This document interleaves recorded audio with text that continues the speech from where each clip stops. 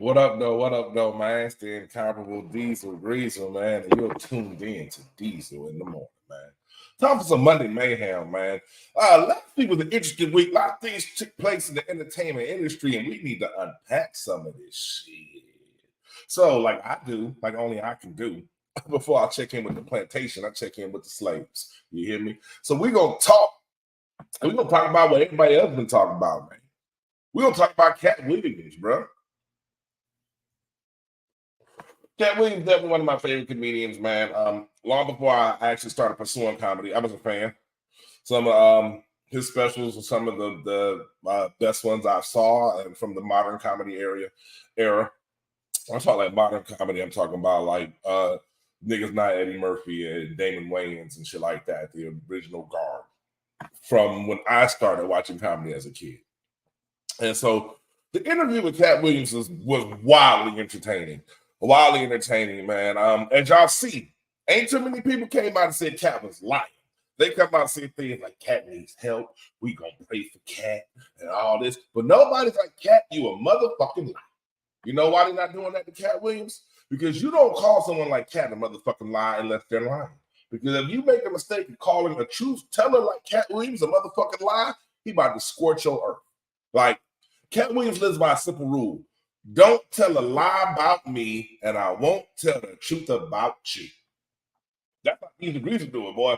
Don't put me in no bullshit, but don't fabricate no fallacies about me. Because I'm gonna air about the fucking truth. I don't give a fuck. I tell the truth. I'm gonna tell everything motherfucker happened. So I suggest you niggas tread lightly with me. But I thought the history that he shared about comedy was dope, man. It also let me know that a lot of y'all really don't know shit about comedy. Which, hey, you know, before I started doing this shit at the level I'm on, I was just a casual fan too, so that's neither here nor there. But the thing that stood out is like, all y'all have an opinion on comedy, and most of y'all never support local comedy at all. But this is just what it is when you're dealing with niggas such as yourselves. Niggas have opinions on things they do not fucking support. Like, historically, that's what niggas do. Niggas comment on shit they don't support. You got an opinion on something you don't support. You don't go to no local comedy shows, but you want to debate who the greatest comedians are on a national level. You're not even a fan, bro. Or you only a fan of niggas who are doing it at the highest level. You're not a fan of people that are on the upper. So you didn't become fans of these people until they had their breakthrough. You weren't fans of them when they were lesser known names doing shit like Comedy View and things like that. You know, but not everyone's a comedy expert. And so I said some things that ruffled their feathers concerning Bernie Mac. And before I get into that, like, be clear. I love Bernie Mac. I thought Bernie Mac was fucking hilarious.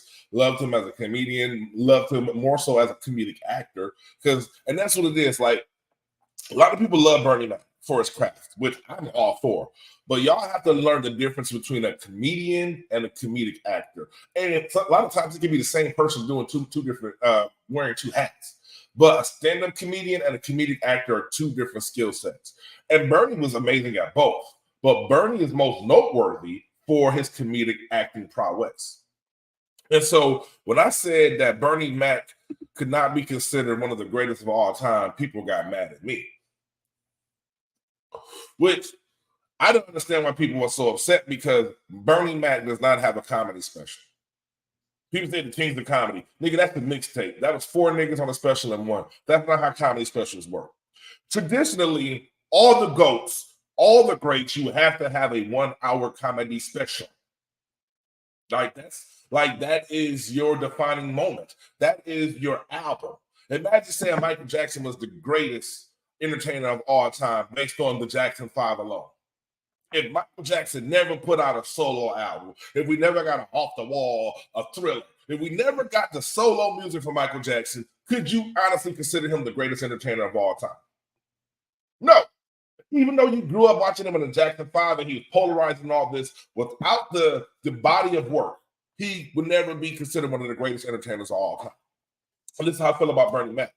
Bernie Mac never gave us a comedy special. And then people were saying stuff they wouldn't do a comedy special like that back then. Nigga, please. I've been watching comedy specials since the 80s. Comedy specials have always been the definitive moment for a comedian. You can't name a single great who didn't have a comedy special. You fucking can't. It has never happened. Then people were talking about that Mac at Midnight shit, which I had never heard of, because it was a variety show.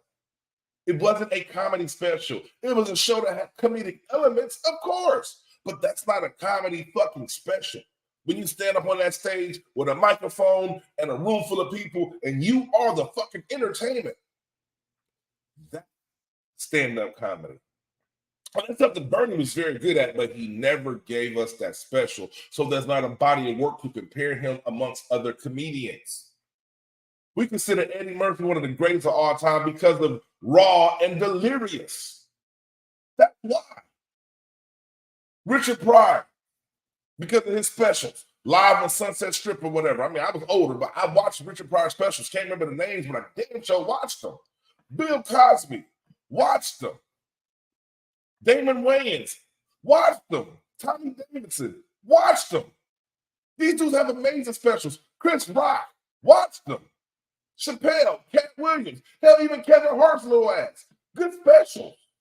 You can't be the greatest comedian of all time without a comedy special. That's like Tupac never dropping an album. Hell, we talk about Andre 3000 all the time. Andre 3000, greatest rapper ever. But he doesn't have a solo album. That's a problem. That's a problem. He got The Love Below, which wasn't a solo album. That's the Outkast album that he just did most of the songs on his own, on his portion. He can never be the greatest rapper of all time because he doesn't have a greatest rapper of all time album. Just like you can't be the greatest comedian of all time without the greatest comedy special of all time special. So I think a lot of people get it twisted. I was never saying Bernie didn't have the ability to do a special. I was just stating the obvious. He never did one. Without the special, your body of work is limited. Love the Bernie Mac show. Loved his movies. Loved him on Def Jam. You know what I'm saying? Loved it. But without that special, you can't be that special. And that's just the way it works, man. I don't make the rules. All I'm doing is just sharing the perspective of a person who does comedy and a fan. Been a fan of comedy my whole fucking life. Love it. Love it, love it, love it, love it. Always love the art of making people laugh and the nuance included in it. So that's neither here nor there. But I want to talk about the Katt Williams shit because the Katt Williams interview, man, the fallout from the interview really just puts it in perspective how limited niggas perspective is. The problem with niggas is niggas just can't see past niggerdom. Nah. First of all, Katt's very entertaining. Do I believe everything he said was 100% actual? Of course not. There was a lot of embellishments, a lot of exaggerations, a lot of comedic elements because he was still performing on the podcast. He was giving a show. He was entertaining. And so, of course, there's some inaccuracies or some discrepancies in any story that's being recalled, let alone stories being recalled from 20 years ago. Something that's to be expected. But the thing is, I will give a lot of y'all credit for is a lot of y'all believe most of what Katt was saying. Maybe it's because of the character that you believe Katt to have. Maybe it's because of the conviction in which he spoke. Maybe it's because your lack of knowledge in the comedy industry. And so viewing him as a professional, you tend to agree with his opinion. But a lot of y'all did agree with what he had to say. But it was one thing he said that seems to polarize the Black community that they just can't believe. When Katt Williams said he read 3,000 books a year from the age of 8 to 12, this has stymied niggas. It's sad, bro. It just shows how little we value education and how little we think of us as scholars. Because if a white person told you they read 3,000 books a year for a period of time, you niggas wouldn't question it. You wouldn't. But a Black man says that, and that's the most egregious thing y'all think he said. Out of everything Katt said in 2 hours and 46 minutes, you were able to digest and believe pretty much everything, but the reading 3,000 books a year, oh, that's where you draw the line. That's crazy to me. That is crazy to me because if Katt Williams had said he fucked 3,000 women a year, you would have believed it. If Katt Williams said he sold $3,000 worth of drugs in a year, you would have believed it. But Katt Williams said he fed his mind 3,000 times a year with books for a short time in his life. And niggas was like, I call bullshit. Ain't no way you read that much. Why? Because you niggas don't read? Then I talked to another guy. I believe he was a comedian. I had some discourse with yesterday. And he was like, well, he needs to prove that. How the fuck is he going to prove that he read so many books between the ages of 8 and 12? How can you substantiate or corroborate that? What type of proof are you looking for? He was like, well, his family members said, oh, so if his family members had said he did this, now you believe it. It's just a reflection of your educational mind, man. It's just a reflection of the limits that you place on yourself. When someone like Katt Williams says he read 3,000 books a year for a period of time, and people like, ain't no way, then he was like, prove it. I said, Katt proves it every time he opens his fucking mouth. It's clear to see he's an intelligent person. It's clear to see he's well-spoken. It's clear to see that he's well-versed. How do you get to become intelligent, well-spoken, and well-versed? Well, I'll tell you. You can start by reading 3,000 books a fucking year. I don't know too many intelligent, well-versed people who don't read books or haven't read an abundance of books in their life. That's how you become intelligent and well-spoken and articulate and all of those things is by feeding your mind. But that blue nigga's minds, ain't no way he read that many books. That's sad, bro. To me, that's the saddest shit that came out of the whole interview is black folks and it's niggas. I don't see white people questioning the validity of this nigga reading books. But niggas is like, ain't no way. Ain't no way. First off, do I think 3,000 books in a year is a lot? Hell fucking yeah. Do I think it's something that a person can't do? No. Some books are shorter, some books are longer. People read books simultaneously. There's a lot of different ways.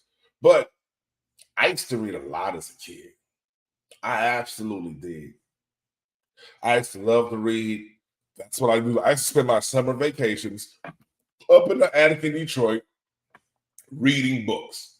And at night when it was time to go to bed, I'd be reading books with a flashlight. There wasn't no internet. We ain't have no cable, or you ain't about to watch TV all night. The only way to free your mind and put things in it was to read books. And I loved it. Books are awesome. To this day, I'm a reader. I don't even read as many books as I used to because now I do most of my reading on the internet, whether it's vlogs or articles or whatever. But it's still reading. It's still strengthening the mind. It's still putting information in your brain. It still is. But that's the thing that Katt said that fucked y'all up, man. Like, ain't no way. And it's just sad, bro. Because we as the people have to start valuing education a little more. Hold on. At the end of the day, bro, at the end of the day, nigga, what you value determines your value. And niggas got to do better, bro. Niggas got to understand that black people are just as capable of being educated and feeding their minds. It shouldn't be far-fetched to believe someone read an abundance of books in their childhood. It shouldn't. You shouldn't hear that a black man read 3,000 books in a year and think, ain't no way he lying. So out of everything else he said, the thing you felt he needed to lie about was how he feeds his brain. And he's telling a lie like that so we can perceive him as what? He's already a millionaire. He's already successful at his craft, at the top of his craft.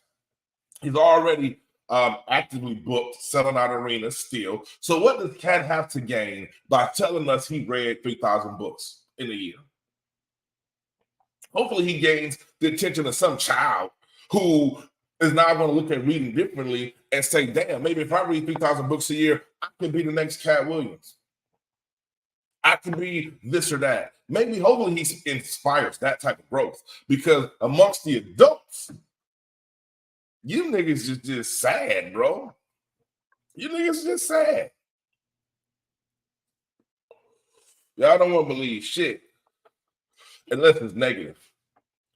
Y'all don't hesitate to believe negative. Also, he said he didn't do drugs. He was like, I think he was on drugs. No, I think Katt was having manic episodes. A lot of times people don't need chemicals in their body to have those type of issues. A lot of times your body can create those situations by not producing a certain amount of chemicals or producing too much of other ones. You don't always need drugs to act out of character. Going without sleep, it's going to have your ass looking like a dope fiend, looking like a drug addict. Try going without sleep for an extended amount of time and watch your behavior and watch how someone's going to come up to you and ask you if you fucking high at some point, because sleep deprivation has the same impact as alcohol and drugs. So when cats that say he didn't do drugs, I believe the nigga. Like you said, where are the stories of niggas getting high with them? Niggas tell stories about getting high with people all the time. Comedians tell stories about kicking with comedians all the time. Where are the stories of people doing drugs with cat? You know, they. I'm not gonna say they don't exist. I'm saying they haven't been spoken up on up until this point. So I'm inclined to believe it's likely that maybe they don't exist because no one is sharing them. Or maybe he did drugs with niggas who just really kept a player and they just ain't gonna speak on it as they should. So, I mean, it's a lot to unpack there. It is a lot to unpack there, man. But I think some of my favorites got exposed. Like Cedric the Entertainer, Steve Harvey. These niggas, I never thought these niggas was funny anyway. To me, these niggas was just, I don't know, man. They didn't represent the black culture that I live. There's a lot of people out there like Steve Harvey more on the show, and he's the voice for these people, but he never represented the black culture that I lived in. Maybe it's a generation gap. I don't know. But he never, like, do I find Steve entertaining? Yeah, I can listen to Steve on the radio. And I can watch some Steve specials. The Mitch Green joke, you know, love that shit. But I never would mention Steve Harvey as one of my favorite comedians because it's not noteworthy in my opinion. It just doesn't do anything for me. His social commentary doesn't have any real value. You know what I'm saying? Doesn't have any real value in my opinion. So I don't really fuck with it. Second the Entertainer, I like Ced more than Steve because I thought Ced was entertaining. Conjugal visits. Yeah. Conjugal visits. Can't wait to Saturday. I like that shit. I thought the Bominicious was joke, which he stole from Designing Women, apparently. I thought that was funny. You know, the whole Mark Curry, Steve stealing Mark Curry's swag to an extent. That came with Mr. Cooper was first, and the Steve Harvey show was awful similar. Awful. Granted, that's a lot of writers and shit writing the same things in Hollywood, but he went into it knowing like, hey, this is just like this. And he, for what it's worth, he did it at a higher level, some would say, because of where it ultimately took his career. But we're not gonna pretend like he was the first to do it, you know. And that's kind of how I feel about Bernie Mac. Like, to me, Bernie Mac is fucking hilarious, but to me, he was Robin Harris. And I love Robin Harris, Bebe's kids. You know who Robin Harris is. He died prematurely, much like Bernie. You know what I'm saying? Like, he would have ran comedy just because all the comedians looked up to him. He was the host at the room in, I believe, what was it, Chicago? I would have to do some research on that. But he was the host. He was the one that a lot of these people looked up to. He was a gatekeeper, too. He validated a lot of your favorite comedians. And he died prematurely. But before he died, think about Bebe's kids, the impact Bebe's kids had on the comedic culture. Like, he was well on his way to that mainstream success. Fortunately, he didn't make it, man. But Tommy Davidson's fucking hilarious, man. Some of the best specials ever, Tommy Davidson specials. Go watch them. They're timeless. They age extremely well because talent can't be denied. Damon Wayans, I don't even want to talk about Damon Wayans. He's such a bad motherfucker. Damon Wayans is such a bad motherfucker, bro. Damon Wayans is supposed to be the next Eddie Murphy, but it didn't work out on Saturday Night Live. That's how In Living Color came about. And that's how, like, the first season of In Living Color was all Damon Wayans sketches that Saturday Night Live didn't want. And we loved In Living Color because he was a comedic fucking genius. Still is a comedic genius. You know? So it's a lot to unpack. Hold on. Let me take a quick break. It's raining. Let me put my car in back like I never left. Storm coming in. I had to get my car in the garage, man. I don't like that shit. But what was I saying, man? Oh, talking about, these niggas in these amazing comedy careers. Everybody has an opinion on comedy these days, which is interesting. I just wish y'all niggas would actually support comedy because I'm a comedian and I'm pretty fucking good at what I do. I've only been doing it a short amount of time, but I'm pretty fucking good at what I do. But most of y'all wouldn't know that because you don't support. You just get triggered by headlines on the internet and chime in and feel like you are validated or an expert on the subject matter. I don't make the rules. I absolutely don't make the rules. But what I fucking do know is that Katt Williams wasn't lying. I do believe the brother read that many books. I don't think it's far-fetched. I don't think it's impossible. I think it's definitely doable. The exact number, it could be more or less. I think he was estimating. But I think the gist of it was he was an avid reader in his childhood. That's what he wants you to take from that. Not you niggas get stuck trying to criticize. How can he prove he actually did that? Why does it matter to you? Maybe you should tell your child Katt Williams did that so your child could try to best that feat. Like we have to stop not valuing education. But like I said, if a white person had said they did it, you wouldn't question it. Listen, Taylor Swift says she read this many books. White people will be like, ooh, awesome, good for her. But y'all niggas get jealous, man. It's that crab in the bucket mentality. Because y'all feel like intelligence is a white man's thing. You know how many times I've had people insult me by saying shit like, oh, Farrakhan. Like I've been insulted by being called Farrakhan by black people. Like, what? That's an insult? He's one of the most eloquent speakers in my lifetime. Men and women love him. When he talks, they listen. So if that's what you see in me because I'm getting in your ass, hey, I'll take it. Take it. It's beautiful. It's fucking beautiful. But that's neither here nor there, man. I'm gonna wrap it up, man, because I got to get to the plantation. But I definitely want to address this while it was a trendy thing, man. I hope y'all enjoy y'all day. Make sure you follow, like, share, subscribe, all that good shit. Send me them stars. If you ain't sending those stars, then I can't motherfucking be a star. You got to help me out. If you were entertained, nigga, let me know. If you laughed, let me know. If you were informed, let me know. I need that engagement because that's the only way I'm going to escape the cubicle fucking with you niggas. Y'all be safe.